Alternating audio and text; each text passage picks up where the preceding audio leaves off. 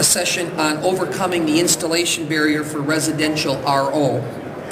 This is not an accredited session for continuing education for your certification, so to be aware of that if you were curious about it. And this session will focus on the common questions and I think Matthew hopes the answers that you need to convince your customers that RO systems are right for their home. As obviously as the final barrier in water concerns grow, reverse osmosis continues to be a very, very viable alternative for consumers more and more each day. And from a little bit on Matthew, Matthew studied biology at the University of Minnesota and has lived in Asia for the past 30 years where water quality is of great concern. Being an American and comparing the practical applications and differences of RO systems in Asia and in the U.S. has led to some interesting insights that Matthew hopes to share, which have led to the development and innovation of RO systems. Matt has been with Puricom for 15 years. Ladies and gentlemen, Matthew Barta. Thank you. Yeah, okay, that was a short summary. I have been in Asia for 30 years. I'm from Minnesota.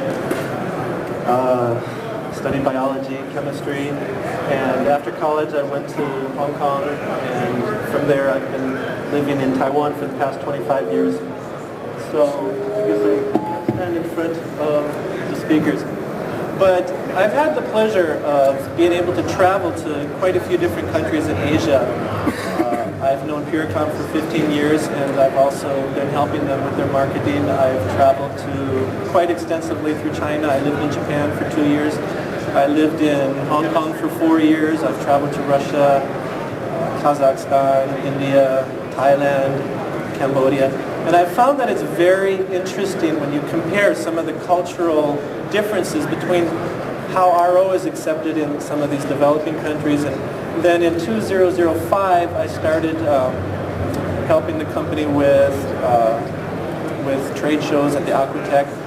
And I realized that the way RO filters were being accepted into the U.S. market were quite different from the way they're perceived in Asian countries. So in 1988, when we were moving into a new house in Taiwan, and the landlord was showing us around the house, and he was showing us under the sink, and he opened up the sink, and there was this strange contraption under the sink, which I had never seen before.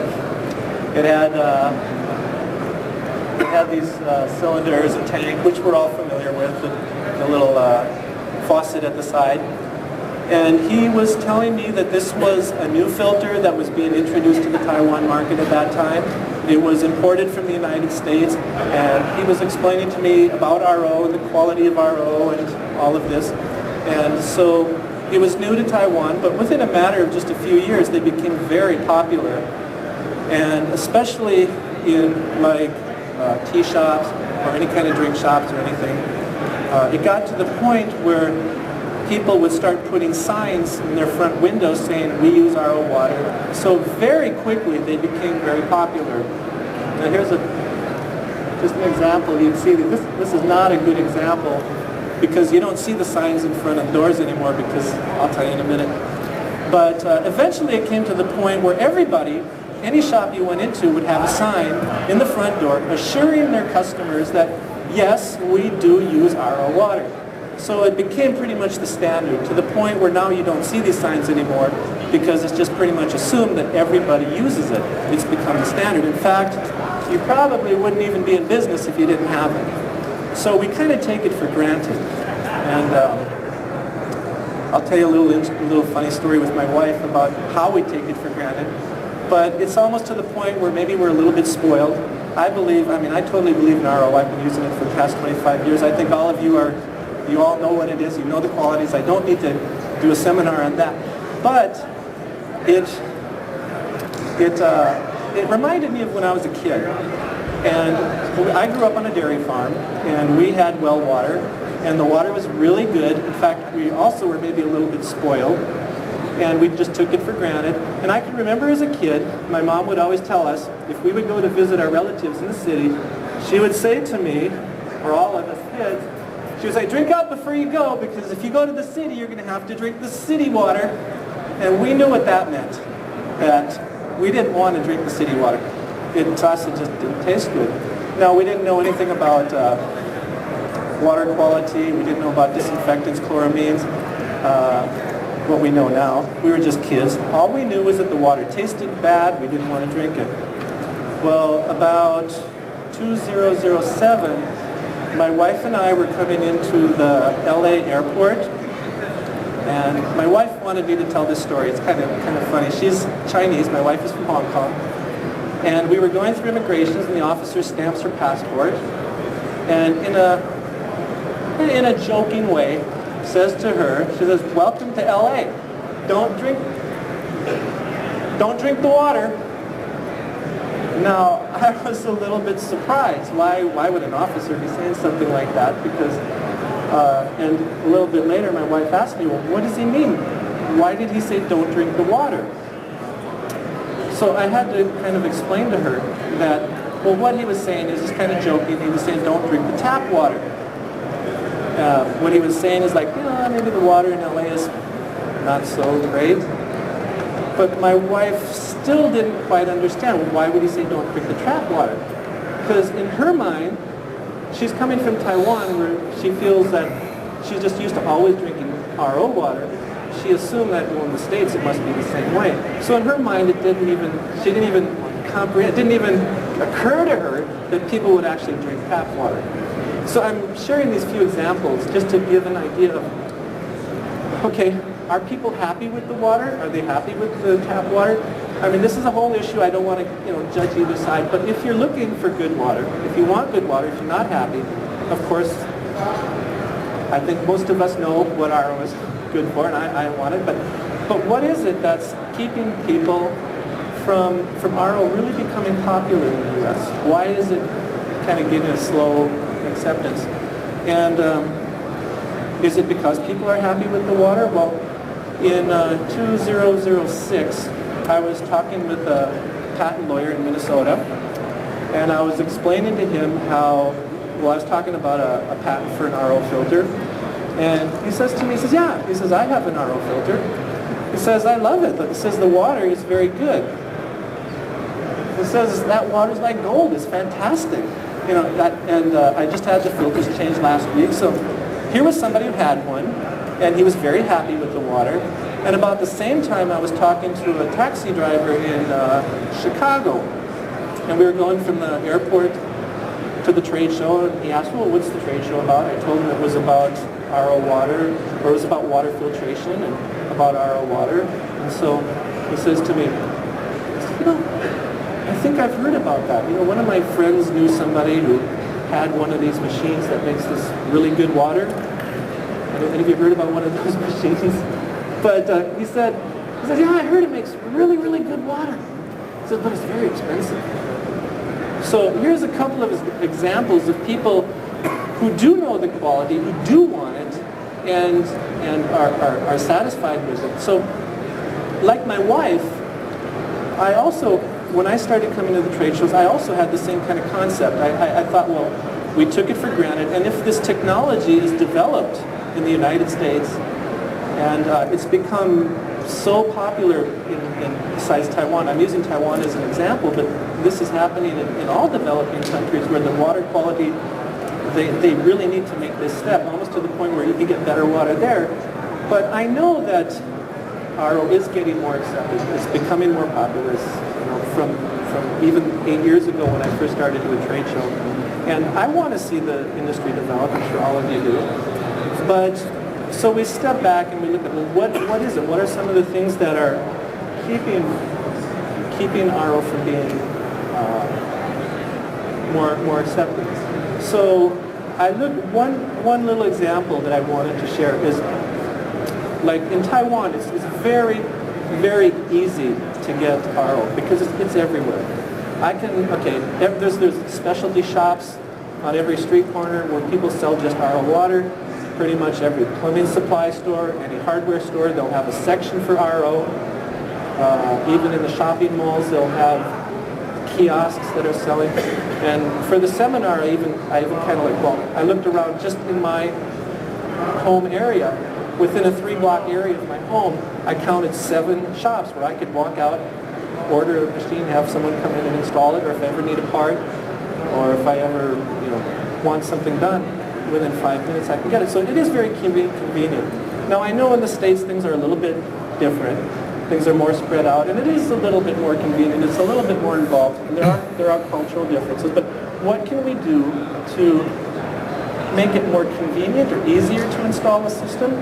So, I mean, we had talked about different ideas. Now, what I'm going to share, you're probably going to say, this is very simple, very basic.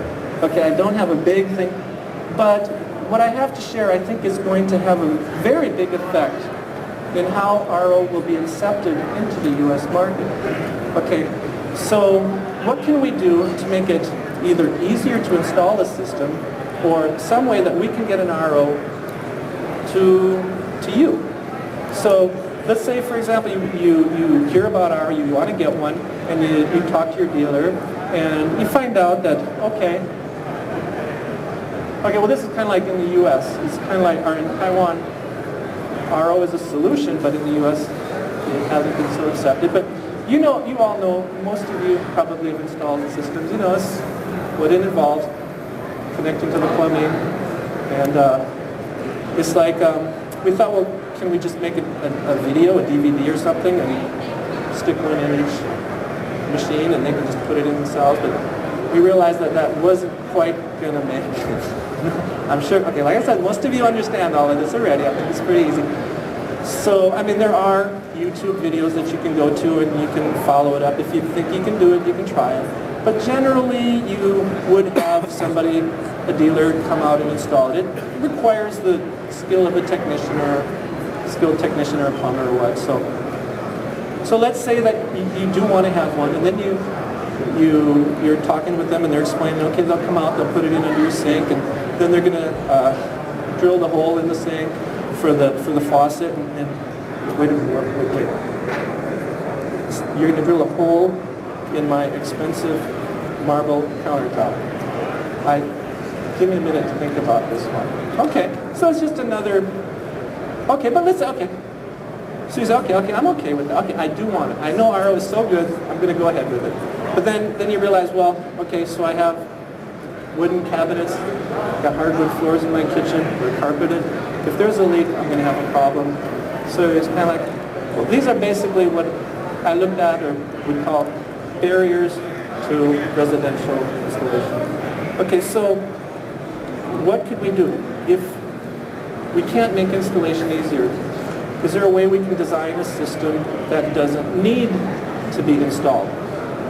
So basically what we came up with was a new concept, very simple, but instead of connecting to the plumbing, it's a batch system where, okay, here we look, I don't want to install it, what if it leaks? But we designed a system that has a supply pitcher at the front of the pitcher, or front of the machine. You can fill the supply pitcher up, put it back into the machine, and it basically has all the features of a traditional RO filter system, but instead of drawing from the inlet plumbing, it has a booster pump that draws the water from the supply pitcher. There's a booster pump in the back, it goes through the pre-filter, the carbon filter, and then through the RO membrane, and then through the post filter, and then it's returned to the top that has a collection pitcher. It's for the filtered water storage pitcher, and from there it has the fountain for dispensing at the front. So this was the system that we designed. Okay, and then this is a picture of the back of the filters. But then the concentrate will be recirculated back into the supply pitcher. And then from the supply pitcher, the system will continue to recirculate the water until about 50% of the inlet water has been filtered and is collected in the filtered water pitcher. And then the remaining 50% can still be used for other purposes, for washing, or you could throw it away, or you can use it because actually it's been recirculating through the pre-filter and the carbon filter. So even though it's more concentrated, because it's gone through the carbon filters, it will have a lot of the contaminants removed. So the quality of your concentrate might even be better than the water that you started. So basically, this is a system that we designed. And we thought, what if we can offer another system that's going to make it easier for a consumer to get? It's an option. Okay, maybe they're not quite ready to have one installed, but they do want to have something. Well, this is something that you can offer. And it's if we have a portable system that renters could use, that students could use, or you can put one anywhere in your office where you don't have plumbing. So it's an option that is portable, that does not need to be installed. It doesn't have to have a hole drilled for the fountain. And if there's no risk of damage, it's like we hope we can offer an alternative that can give you the benefits, the health benefits, and a good taste of RO filtered water at your fingertips, anywhere, anytime, in the most convenient way possible. So this is one system that we developed. That was basically what I wanted to present. If we can come up with more of these ideas, whatever we can do to get new ideas, different ideas, to promote our own.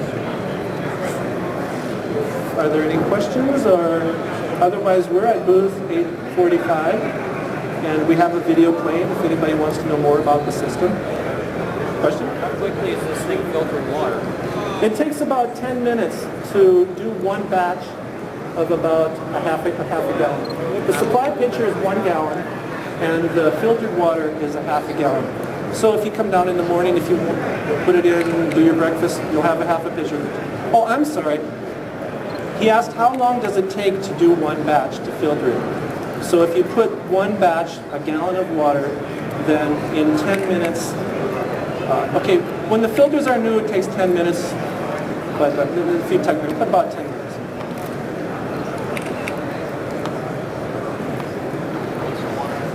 Wastewater?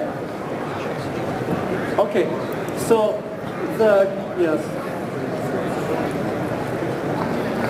So the wastewater or the concentrate water, okay, so from the RO membrane, okay, so the filtered water goes to the pre-filter and to the storage filtered water pitcher. And then the wastewater, okay, it goes back into, it's recirculated back into the supply pitcher. And then from the supply pitcher, as the circulation starts, it starts with a full pitcher, and as it's being drawn off, eventually it will get down to halfway. When it gets to halfway, it will automatically shut off. So what you're left with is, look at here. What you're left with is basically 50% for drinking and 50% reusable. It's concentrated, but it has been filtered. It's been circulating through the carbon filters, so if the chlorine's removed, you can still use it for watering plants. But it's 50% recovery. Yes?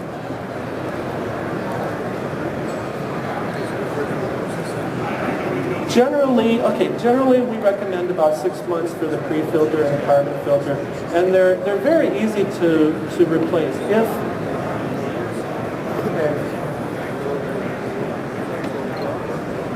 They're twist off. If the customer wants, you can send them out to your customers, if they can come in, or you can offer it as a service if they come into your shop. There's just 2 screws on the back panel that come off, and it takes about less than a minute to change both filters. I'm sorry? I'm sorry? Okay, you can see here, it's got an RO membrane, and these are very easy to remove. Let me see if the diagram will show it here. These are on clips, so you can just pop them out. You open up the back panel, and they're very easy to pop out and take off the quick connectors at the top. They have quick connectors. Change the new one and put it in. You would probably want to have your, if you're a dealer, have your customers come in and do it for them. But if it's not that technical. They can do the pre-filter and the RO membrane. So the RO membrane behind the pre-filter, the RO membrane is the same. Okay. Now this is an RO membrane that we've put inside a casing to make it simple. So you don't have to undo the casing and do all that. It's got quick connectors so that you can also just pop out the RO membrane, disconnect the quick fittings, put the new filter back on, pop it back in. Thank you. Anything else? Okay. Well, if that's it, I just want to thank you very much for taking some of your precious time to join us. If you have a chance, come by and see us. We'd be very happy to see you, and I wish you all a great time at AQUATECH. Have a good day. Thank you.